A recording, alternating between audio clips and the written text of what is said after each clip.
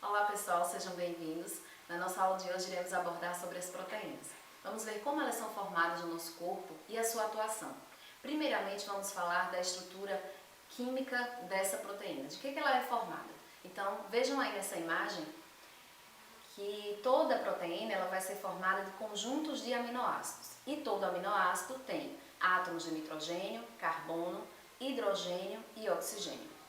Para se juntar um aminoácido a outro, vai haver um processo de desidratação, onde um aminoácido perde um átomo de oxigênio e de hidrogênio e o outro perde um átomo de hidrogênio.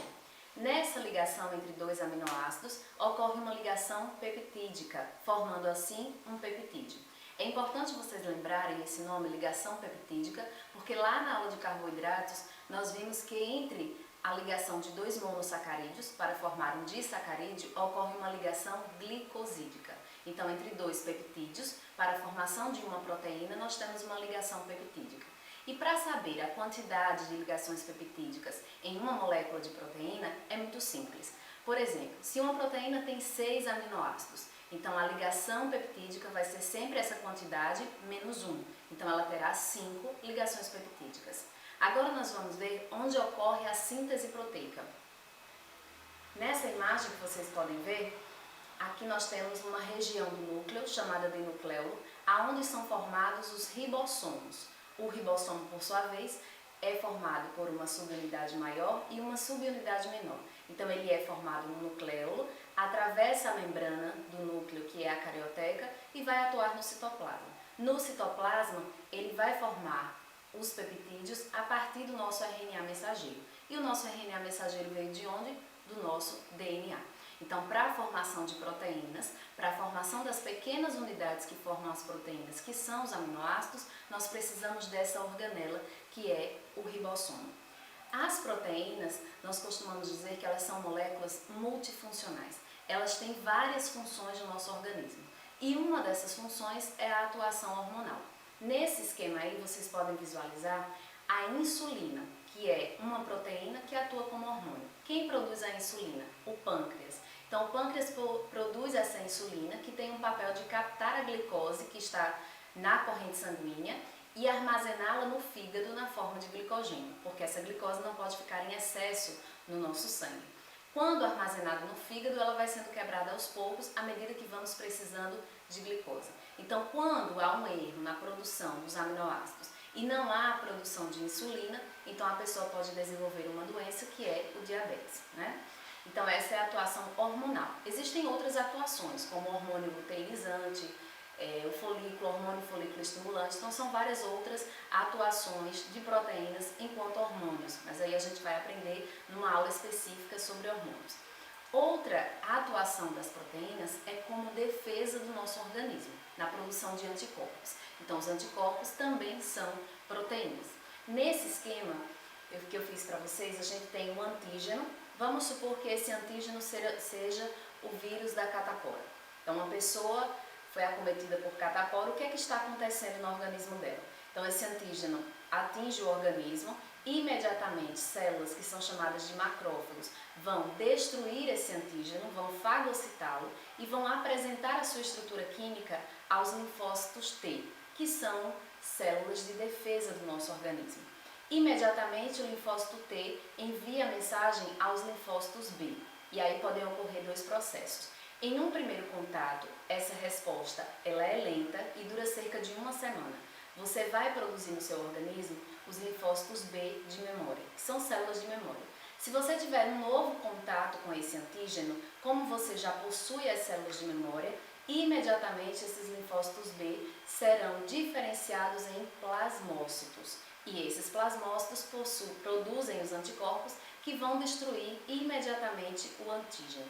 Então, esse segundo contato, a resposta ela é rápida, cerca de 24 horas. Então, na produção de anticorpos, a gente vai depender aí de dois processos. Um processo que é lento, que é no primeiro contato, e um processo mais rápido, que é no segundo contato, que dura cerca de 24 horas. Então, é de extrema importância a atuação dessas proteínas como defesa do organismo na produção desses anticorpos. Agora a gente vai ver Como classificamos esse processo de imunização? Ele pode ser de dois tipos. Pode ser uma imunização ativa ou uma imunização passiva. É fácil lembrar. A ativa é quando o seu corpo produz os anticorpos necessários para combater o antígeno. Passiva, você já recebe os anticorpos prontos. Então, nesse esquema aí, vocês podem ver que a imunização ativa, ela pode ser de modo natural. Então, uma pessoa teve contato com o doente e acabou produzindo as células de memória e os anticorpos. Então, isso ocorre de forma natural. Na forma artificial, a gente pode destacar o efeito das vacinas. A pessoa recebeu uma vacina, que é um vírus morto ou atenuado, e a partir daí vai produzir as células de memória e os anticorpos necessários. Na forma passiva, a gente já recebe os anticorpos prontos, de forma natural. Ele pode ser repassado da mãe para o filho através da amamentação ou pela placenta. De forma artificial, no caso do soro antiofídico. Então, uma pessoa que leva uma picada de cobra, ela não vai receber uma vacina para poder produzir os anticorpos. Ela precisa já receber os anticorpos prontos para de cara já combater o veneno. Outro tipo de atuação das proteínas são enquanto enzimas. Mas o que é uma enzima no nosso corpo? Uma enzima, ela tem uma função catalisadora, ou seja, ela vai acelerar as reações que ocorrem no nosso corpo. Aqui vocês estão vendo que toda enzima se liga a um substrato para poder acelerar essa reação química. E aonde ocorre a ligação entre a enzima e o substrato, a gente vai chamar de sítio ativo. Então vamos supor que esse substrato aqui da imagem seja, por exemplo, uma maltose, né? Então a enzima é a maltase, porque vai quebrar a maltose.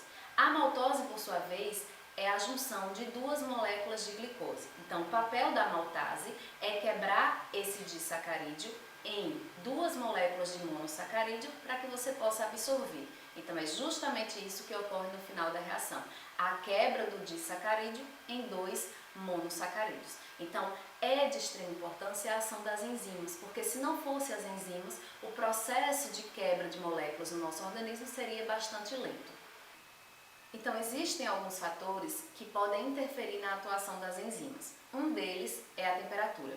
Nesse gráfico que vocês podem acompanhar, nós temos a temperatura ótima para enzimas humanas e temperatura ótima para as bactérias. Algumas bactérias elas só vão atuar as suas enzimas em temperaturas acima de 80 graus.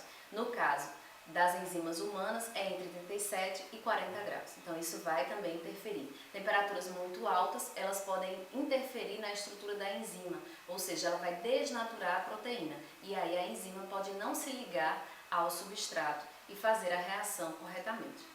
Outro fator que pode interferir na ação enzimática é a quantidade do substrato.